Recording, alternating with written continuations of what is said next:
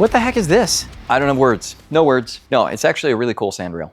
On today's episode, we're working on this sandrail. It has a leaky fuel pressure regulator. We're replacing the whole thing because I hate the style fuel pressure regulator that it has on it. It was built for muscle cars, not for these Webers.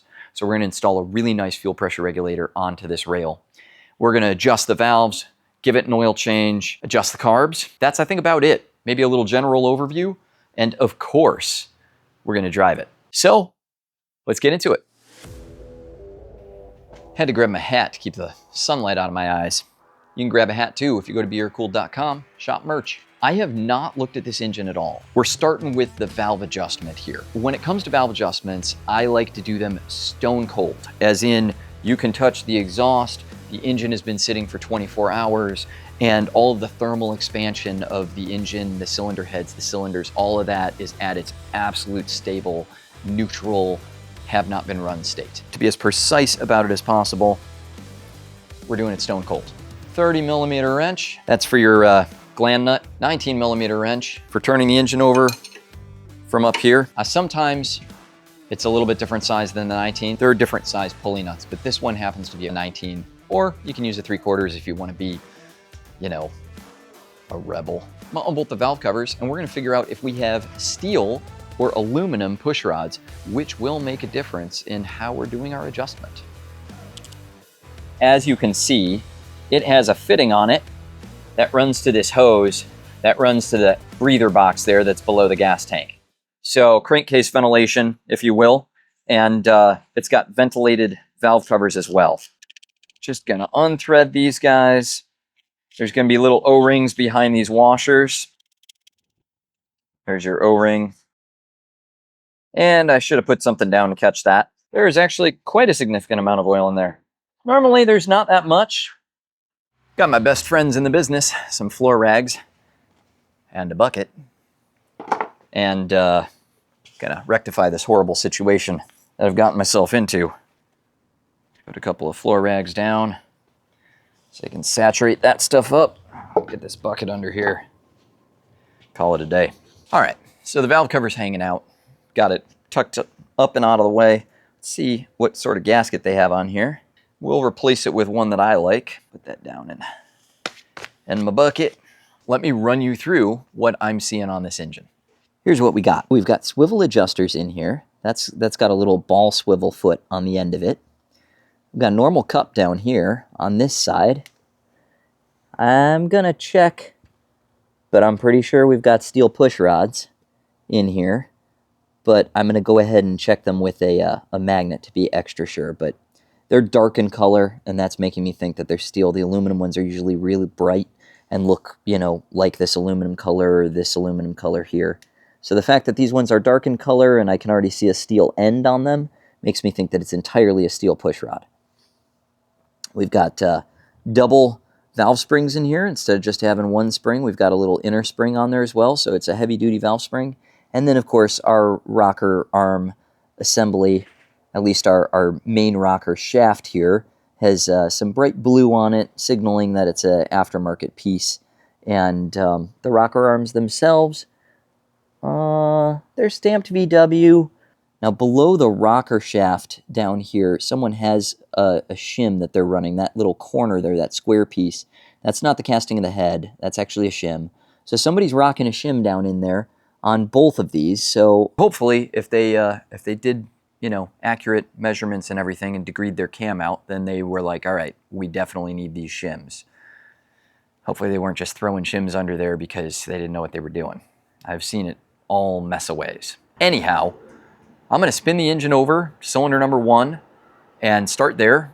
My order on this is the firing order of the engine, which is 1, 4, 3, 2.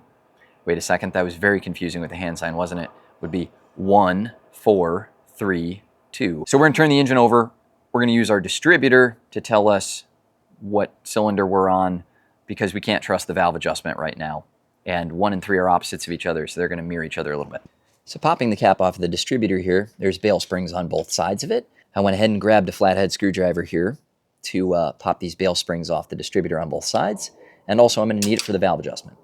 So get it in there, a little wiggle, a little pop.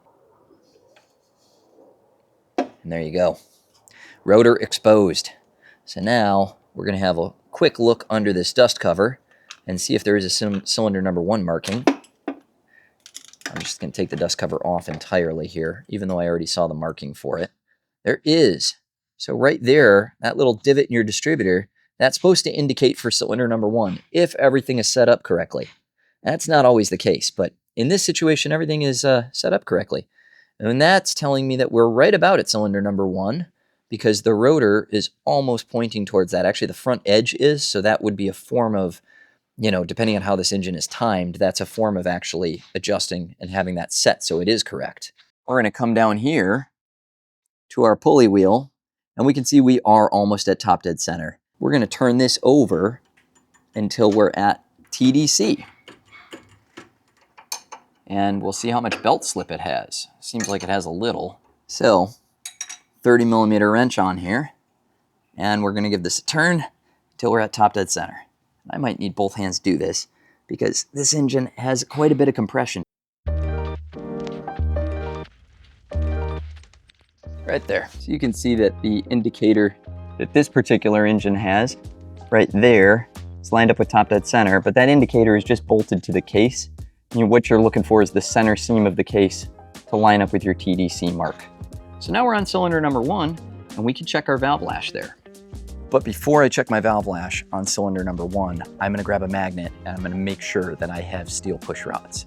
And I'll tell you why in a second. Got a little magnet here, and I'm gonna just stick it.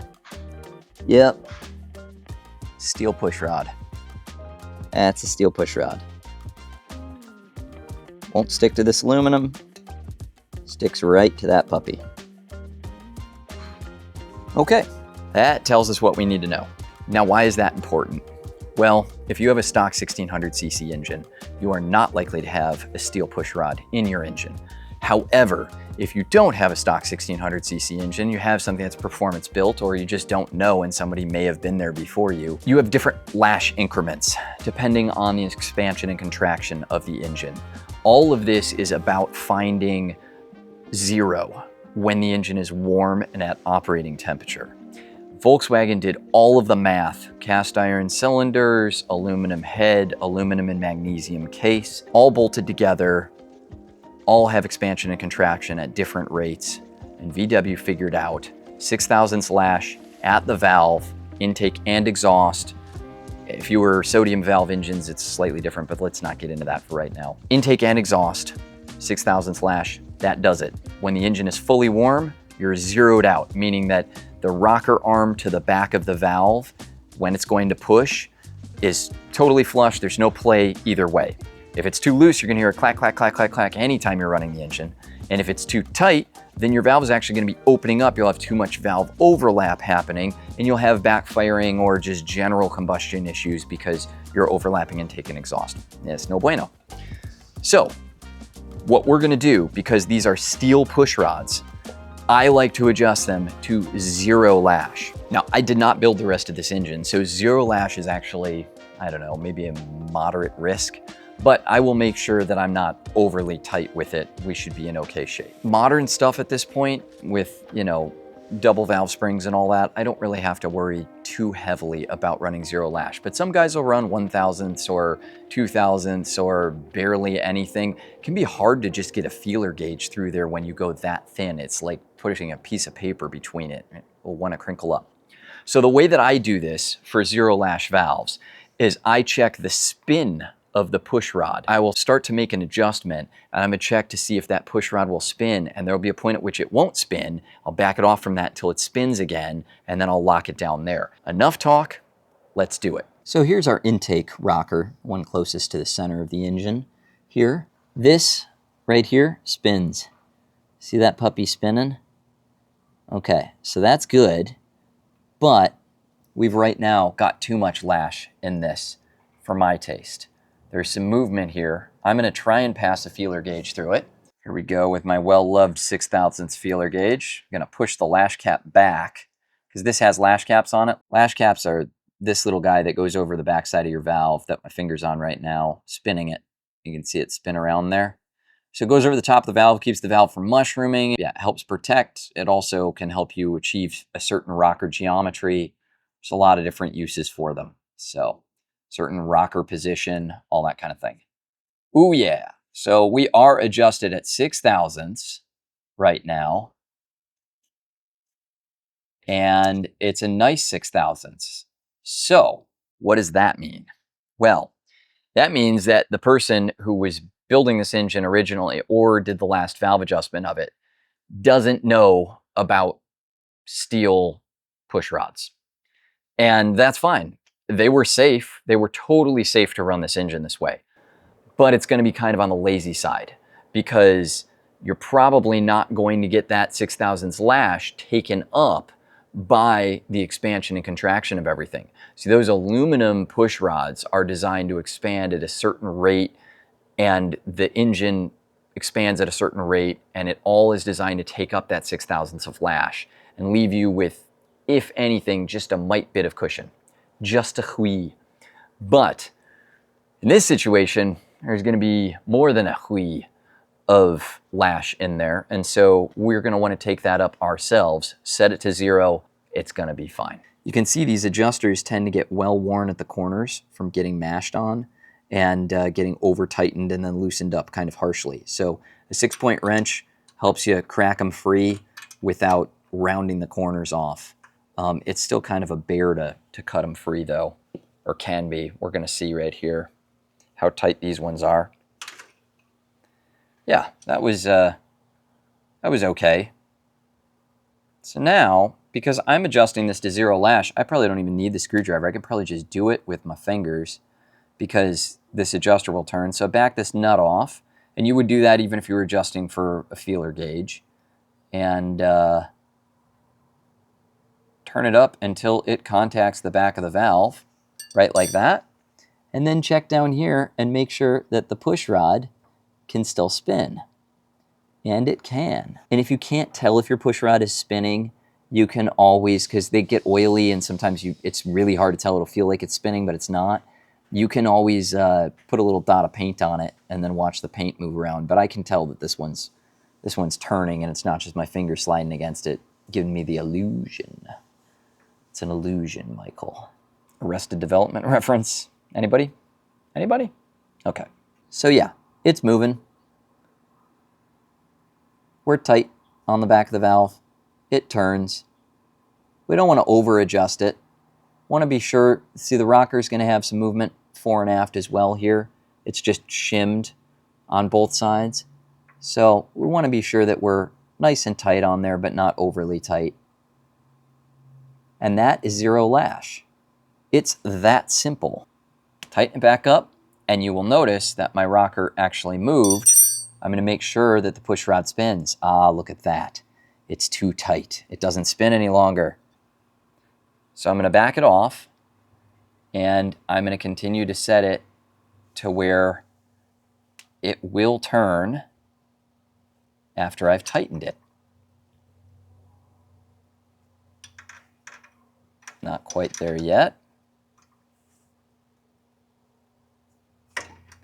And one thing you can do is you can notice how much this slot turns as you tighten it. And this is true whether you're adjusting with feeler gauges or doing 0 lash. So watching this slot and seeing how much it turns and then kind of pre-gaming that. So I've noticed that it goes from here to straight up and down. So I'm going to take ever so slightest bit out of it, turn the nut down again so that I don't just lose that. And then we're going to see what happens. So it goes from there, and then see it's not quite straight yet. And that should be a good adjustment for me. And sure enough, my push rod spins, but it's a 2-finger spin right now. It's not a 1-finger spin. So this is on the tighter side of 0 lash because it takes both my fingers. I would call this a true 0 because it takes both my fingers to spin that push rod. That's okay, and I can feel a little jump around in it, but I want a little cushion because I didn't build this engine. If I built this engine, I knew what all the parts were and what the degree of the cam was and all that. I might enjoy a dead 0 lash, but I'm going to back this off just a touch more and see if I can get it to be a 1-finger spin, and that's gonna kind of be my standard. There it is, there's the 1-finger spin.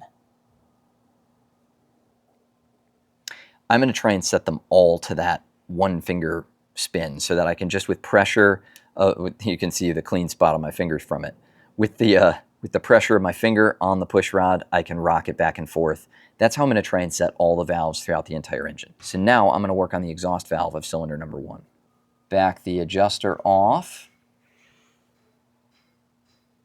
and turn it in. Zero lash is also interesting on lash caps because there can be some play behind the lash cap, and it's nice to take that up. So right now I can spin this with 1 finger just barely, but I can tell you that if I tighten it up, I'm gonna lose that. So I'm gonna back it off even more, and then we're gonna see what we get. So now that I backed it off even more, it really has a lot of play, and I can spin it easily with 1 hand. And there's some rock in this. I'm gonna see if that gets taken up when I tighten it up. Again, we're gonna watch the end of the adjuster, see how much it turns. Didn't turn that much on this one. They're all a little different depending on this thread stretch. So this is actually looser than my other one here. There's the setting on my other. Oh, they're about the same actually. Is the setting on that one? It's sort of hard to see it. But it feels about the same, and it wiggles about the same with 1 finger. So I'd say we're in good shape there. That's gonna be zero lash on both of the cylinder number 1 valves. So now I'm gonna turn the engine over, and I'm gonna go to bottom dead center, opposite of TDC. And I'm gonna take the engine all the way through that cycle, doing the same process of everything, and then new valve cover gaskets, bolt everything up, and we're good to go. This is as good a spot as any to turn the engine over. Because of this exhaust, it's a little hard to get in here. And I will tell you, this thing has some compression. So there you can see now the case seam, we're back to 0, which is the BDC on this pulley wheel because top dead center is marked with a TDC there. So we know we're at bottom dead center, which means we're on number 4. And you can always check that your rotor has turned and is indicating now the next quarter of a turn away from where cylinder number 1 was.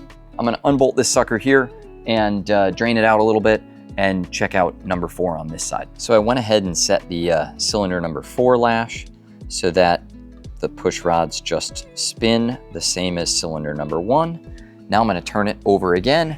I'm gonna go to cylinder number 3. Once you get to the 4 side, you can stay on this side.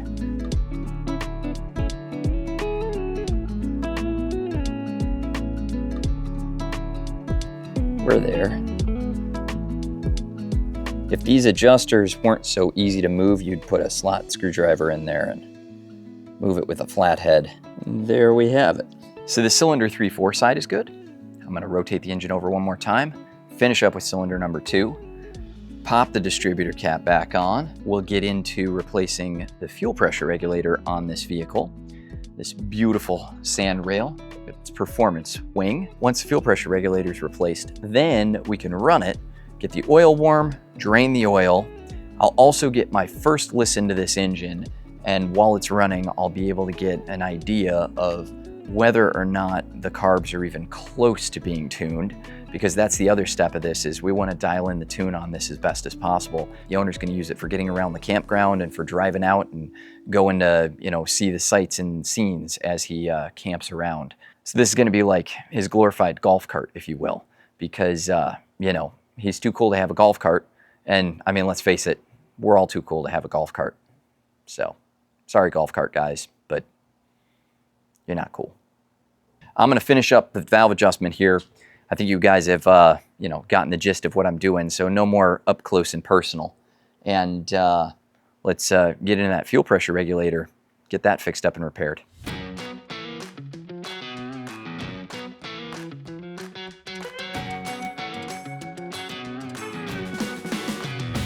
So now that we're done with the valve adjustment on the sand rail, I've got to replace the fuel pressure regulator because the fuel pressure regulator that's on this puppy is leaking horribly. So I've got an Aeromotive, not a sponsor, just a good quality product, fuel pressure regulator that's going to replace the really bogus piece of trash, garbage, hunk of junk. Tell me what you really think, Brandon. Fuel pressure regulator that's on this puppy. And let's hop to that so that we can get to balancing and syncing the carbs and taking this thing out on a test drive, we've got an absolutely beautiful, I mean beautiful, God-given day today. I can't wait to see how it runs, because there's some things that I've noticed about it that we're gonna see. We're gonna see. The exhaust might have a little bit of a clearance issue to the manifolds. We'll talk about that later. This is the fuel pressure regulator right here that's installed on this thing, with a little dial gauge to show you where fuel pressure's at and all that stuff. And it has just been leaking out of the adjustment lockdown nut, and there's an Allen adjuster on top of this. And I find that this style regulator is really crappy. I honestly hate to say it, I'm gonna sound like such a parts snob, but any regulator for the low pressure that's under $100, I just have found to be completely untrustworthy. I have not found a good sub $100 fuel pressure regulator for low fuel pressure. High fuel pressure, totally different story. Dime a dozen, they're out there everywhere, try a bunch of them. The low fuel pressure ones, they just seem to be really, really crappy. Internally, they're crappy. Threads are crappy on them. They leak all the time. They rely on O-rings that aren't ethanol proof, all kinds of stuff. So you have to jump to a tier level like this Aeromotive unit just to get some sort of traction that is like, okay, this is gonna work. So I'm gonna go ahead and cut this, you can see, look down by the VIN here, they've got a VIN tag on this rail. Look at how curdled the paint is from the fuel that's just been pouring out of it. Fuel's been pouring out of it all over here as well. It's just all garbaged up. I feel so bad for this sand rail. So, few fasteners on the back here that I'm gonna cut free, and I'm gonna take that puppy off of there, cut all the lines free first, and then we're gonna get to installing the Aeromotive unit on there.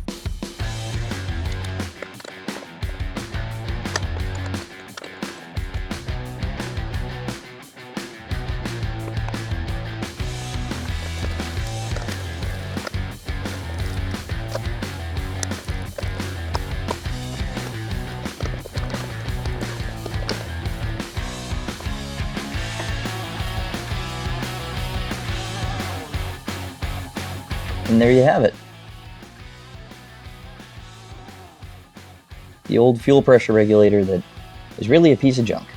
Now this old fuel pressure regulator, which is just basically ready for the trash right now, has one thing that I want to take off of it, and that is the fuel pressure gauge. So this right here, this blue piece, is an adapter fitting, an AN adapter fitting, and it has an inlet port on it there, and that allows you to run a pressure gauge off of the outflow side on that end of it.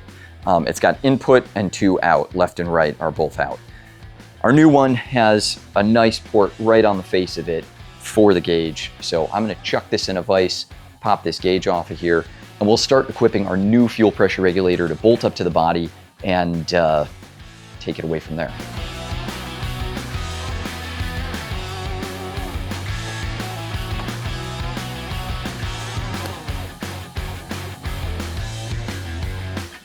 And that's what that inlet port looks like.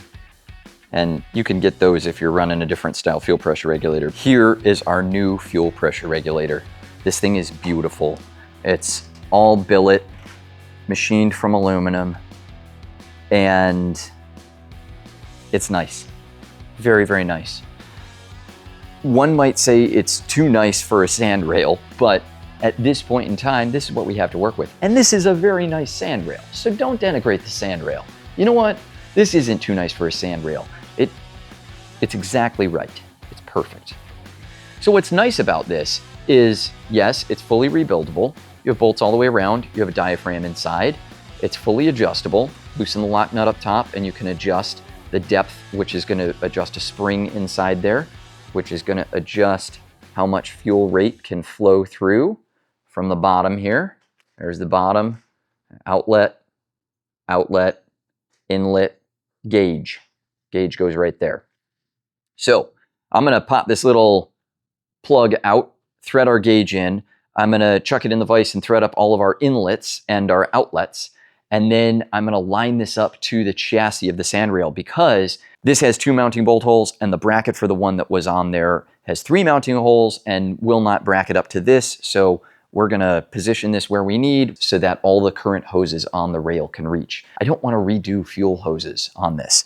And that way we get away with saving a ton of time, because making AN lines is fun, but it sucks time away. We just don't want to make them if we don't have to. And we don't have to, so let's not. Really quick, before I go and bolt these fittings up in here and show it as magic, it's all done and it's got fittings and we're gonna mount it to the rail and everything, right?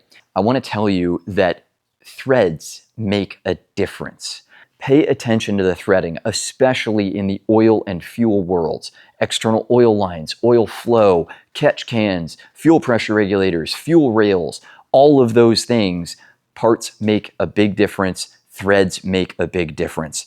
There's difference between 3/8 NPT and -6. This little guy here is -6 thread, and it's got an O-ring on it right there, and that O-ring creates a seal, as opposed to a pipe thread where the pipe thread is actually tapered and would create the seal on its own going in.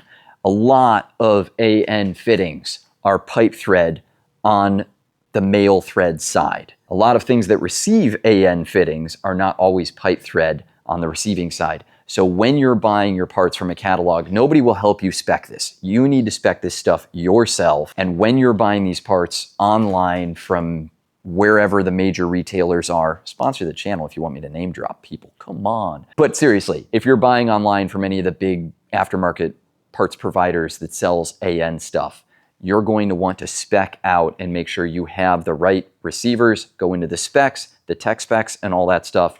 Make sure that your threads on this are the threads on this, because this is -6 AN flare to -6 AN male thread. This is -6 AN female thread, and these two will thread up like butter.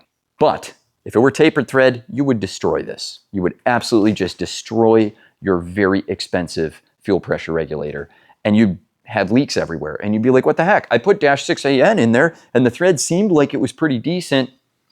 Pretty decent, not decent enough. But yeah, I wanted to take a quick second and address that, because I cannot tell you how many times I see leaks and AN stuff, and it's all just mismatched. And I don't know if shops did it or home users did it or how it happened. But just pay attention to the specs on things, because not everything is plug and play. Not everything is IKEA furniture. That's what I'm saying.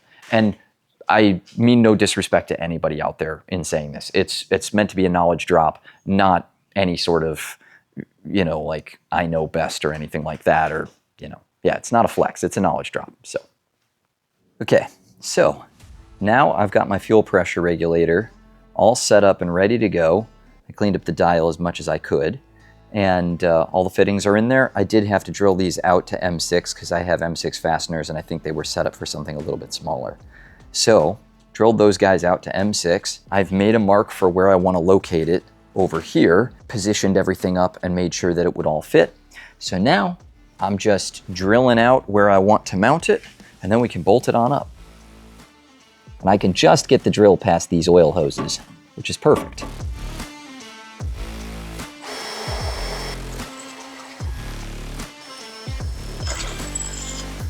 Now I've got this lower hose free. I'm going to start by bolting it up to that so that I don't cross thread any fittings. It can be very easy to cross thread AN fittings. They're aluminum, they're delicate. Get that one started up a good bit, but we're going to leave it loose. We're not going to tighten it until everything is final.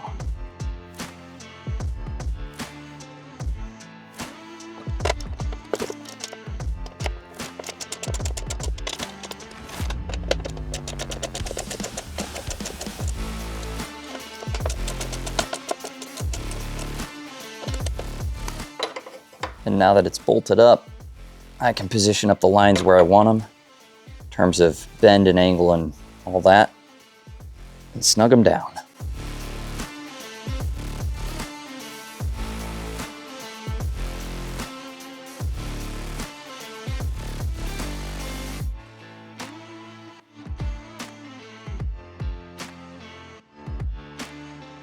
So now that the fuel pressure regulator is mounted up nice and cherry perfect, we've got to set fuel pressure. We first have to bleed all of the air out of the fuel pressure regulator. So you do this by backing off the adjuster so it'll be at its lowest flow PSI. which in the case of this one is like 1 pound, something like that. Now I've already detensioned the adjuster, but you cut this lock nut free and you back that off until it's detensioned. I'm gonna go ahead and grab the key for this puppy. I hope it's got some juice in the battery. And we're gonna turn the fuel pump, just the fuel pump on, not run the vehicle. And we're gonna watch and see where fuel pressure goes to.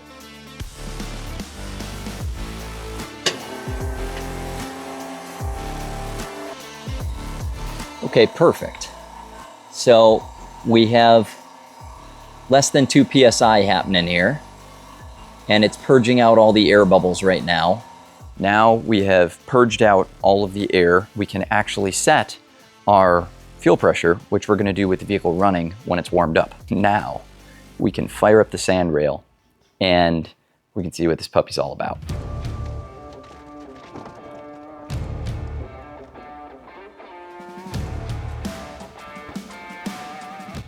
We're ready to go. The first thing I'm gonna do is set fuel pressure. We're gonna look for about 2 to 2.5 PSI.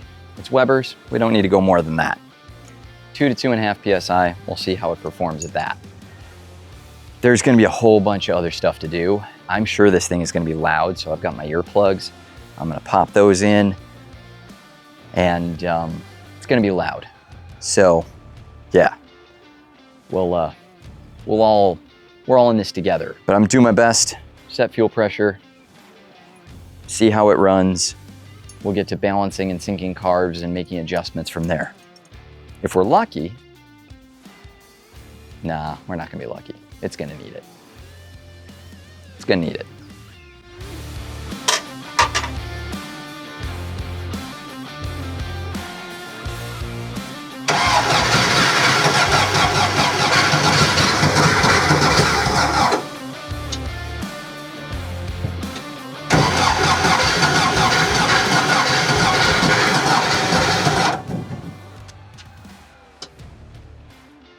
What I've just learned is that the accelerator likes to stick down. So, I'm fighting it with my shoe. I think I'm gonna try and reach down there with my hand and pump it by hand.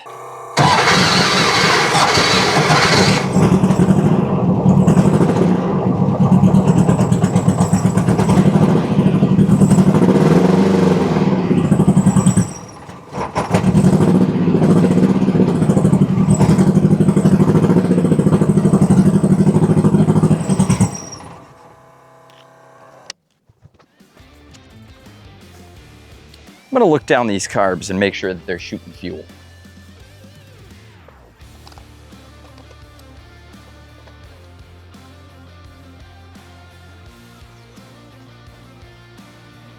That's a lot of air cleaner for not a lot of stack. I was hoping for tall ones.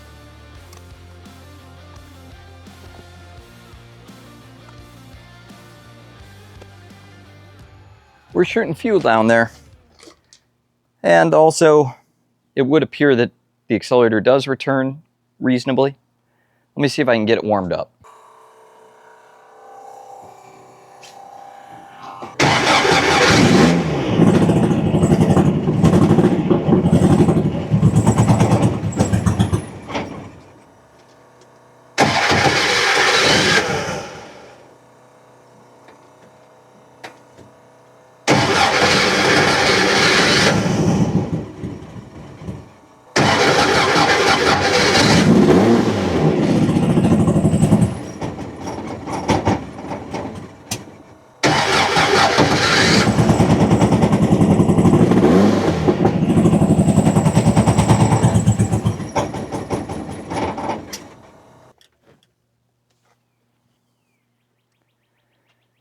Yeah,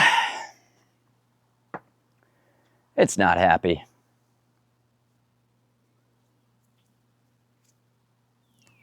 I'm gonna clean these idle jets. I don't know how long it's been sitting. We'll take everything from there.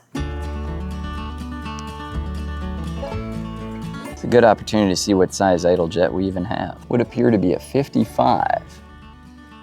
That one looks pretty dirty. We'll make sure there's flow through that.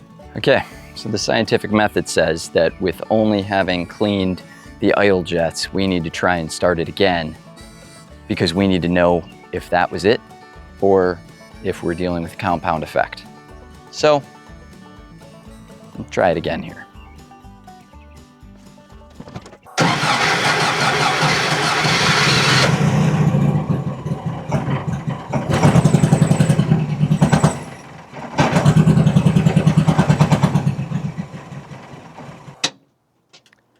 Well, that kind of answered it.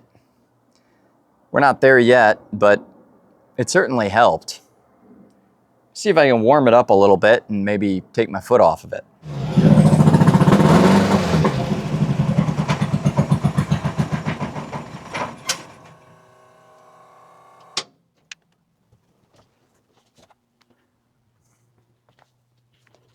Well, we're really badly out of sync.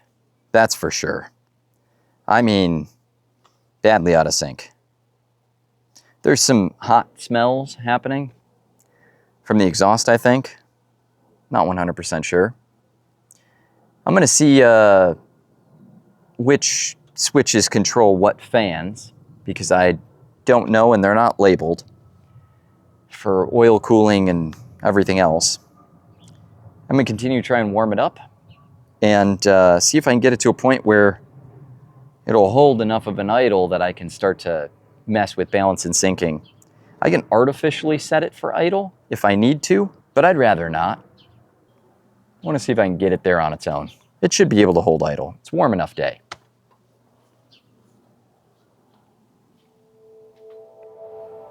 Look at how beautiful that sky is.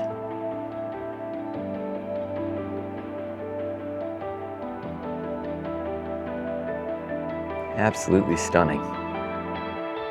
Wouldn't you know it? It's been a couple of days. And the reason why is because I checked everything over and look, these carbs just kept clogging up the idle jets. I cleaned the idle jets.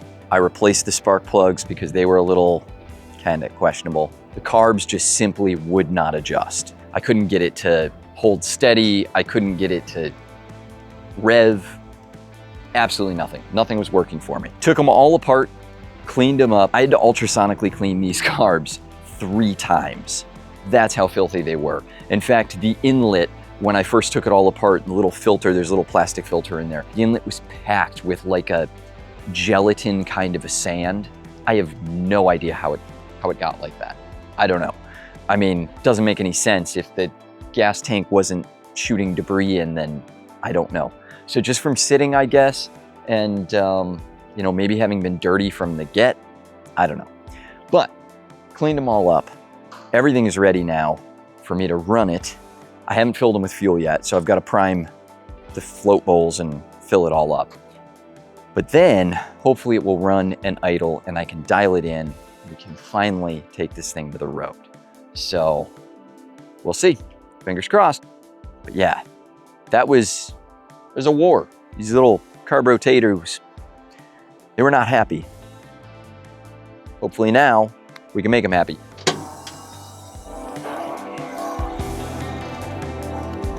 Check the accelerator pumps, make sure they were filled with, the float bowls are filled with fuel. Prime the accelerator pumps to make sure that they got filled up. We're in good shape now on that front. All right, let's give it a go.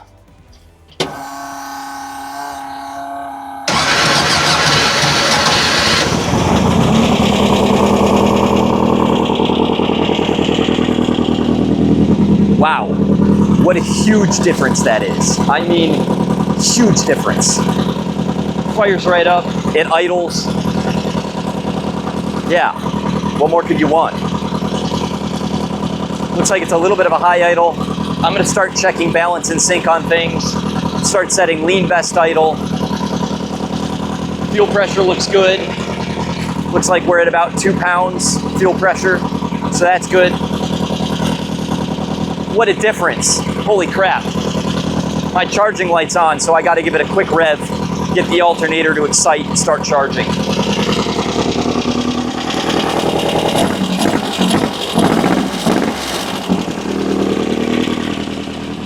It's able to do it with just 1 carb.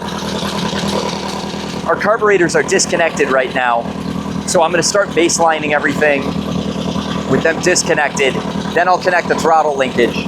Right now we're just gonna baseline, connect throttle linkage, and then we can do the actual sync at throttle. So it's my typical process.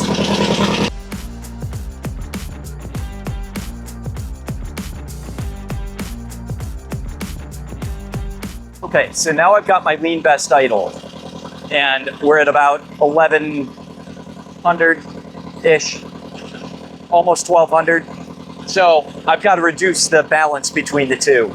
So I'm gonna turn back the idle stops. That'll close the butterflies. Should give us a little bit lower idle overall. I'm gonna target like at 850, 900, see if the cam will let us reside there. A lot of times, these camshafts in the high performance engines won't let you live there. They want a higher idle. So we'll see exactly how choppy it gets. Well, I turned on the oil cooler fans. Took me a moment to find the right switch. There's a double mounted oil cooler up there with 2 fans on it. So I turned those on. The idle's been lowering down. We've got to come back up now that it's warming up. We're at 800, but we're falling a little below 800. So I'm gonna kick it back up. I think this cam wants to be around 900. There we go. That's rocking right around 900, which is awesome. Seems like we're pretty happy. I think it's time to connect up the carb linkage. Start to do the at speed, high RPM sync.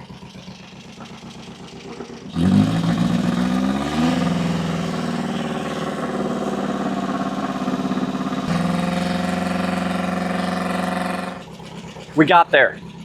It's fully balanced in sync, purring like a kitten, and very, very, very angry kitten.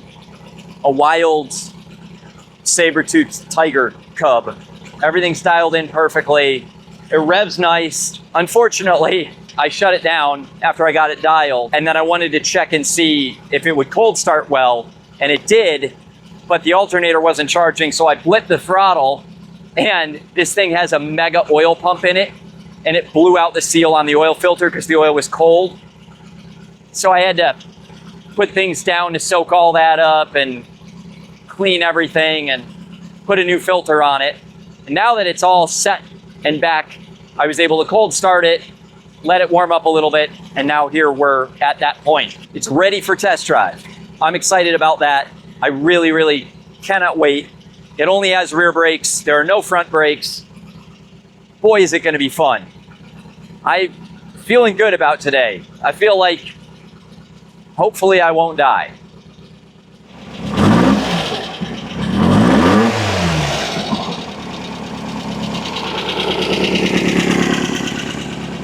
It's still a little cold and I don't want to blow the seals out on the cooler. So, you know, conservative revving, but bella, bella.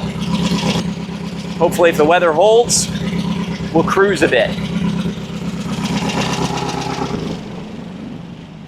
All right, so the initial test drive was definitely a success.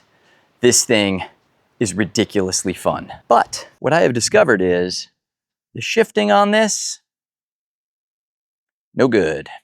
No good at all. Look at this. That's first.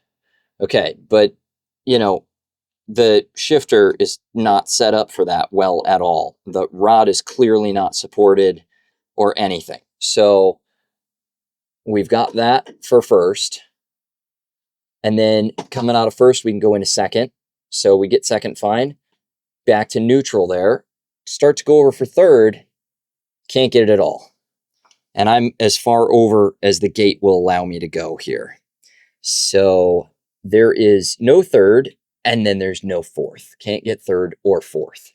So again, back to neutral. Can get everything else. Can't get third or fourth. So I've got to make a shifter adjustment because you can't be driving it and throw it into first. You just money shift the whole thing and blow it up. And it's really annoying when you're out on the road and you can't catch third or fourth. You can only first and second your way wherever you're going. So that's annoying. Nobody wants that. So I'm going to make those adjustments, and then it will be in fine shape for test drive. Looking forward to it. I made the necessary shift adjustments. It's not raining yet. We're supposed to have some rain today, despite the fact that it's been sunny all freaking day. It's been so nice. It's test drive time.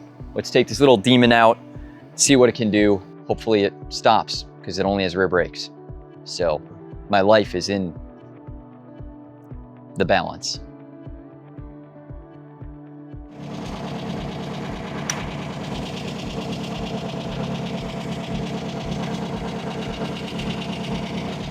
I'm gonna die.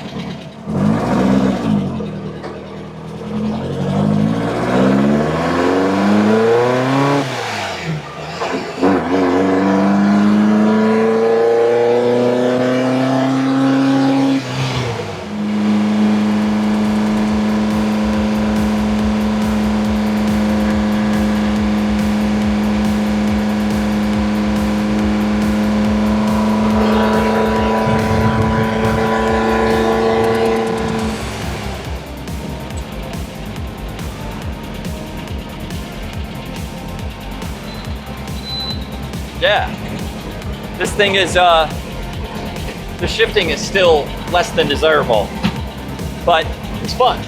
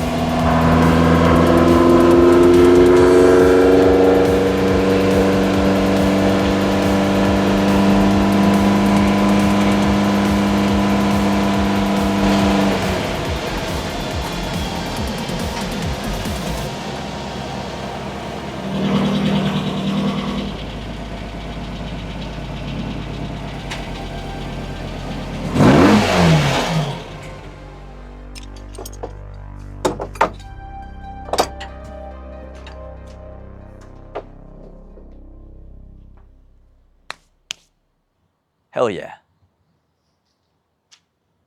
Well, despite some of the heartaches, this was an absolute awesome machine to drive around. Honestly, to wrench on, it was nice and easy to get at everything in the engine bay, if you will. It's just super fun. And you don't see many sand rails that have the cladding on the sides and are all, you know, set up and boxed in and enclosed.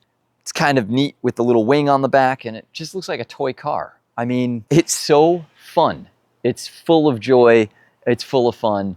It's a blast to take down the road, and I'm gonna miss it, but it's going back to the owner, and he is gonna be happy. I know he's gonna be happy with how this thing runs. It drives awesome. The shifting is a little bit not the greatest, but we'd have to replace the shifter and do a whole revamp of the shift rod and coupler and everything. So when it comes down to it, my work here is done. Carbs, balanced, synced, tuned, running beautifully. Fuel pressure regulator, upgraded, no longer leaks. Valves, adjusted properly, changed the engine oil. It's time to go home. For me and for it. It's the end of the day. Man, I'm gonna miss it though. It is really fun. I really appreciate you guys watching. Thank you so much. Give this video a like, click the bell, subscribe to the channel, turn on the notifications. Don't miss an episode. Don't miss any of my tips and tricks. I've got all kinds of fun stuff happening here at the shop. Really appreciate you guys for watching the channel. And yeah, until the next one, be air cooled.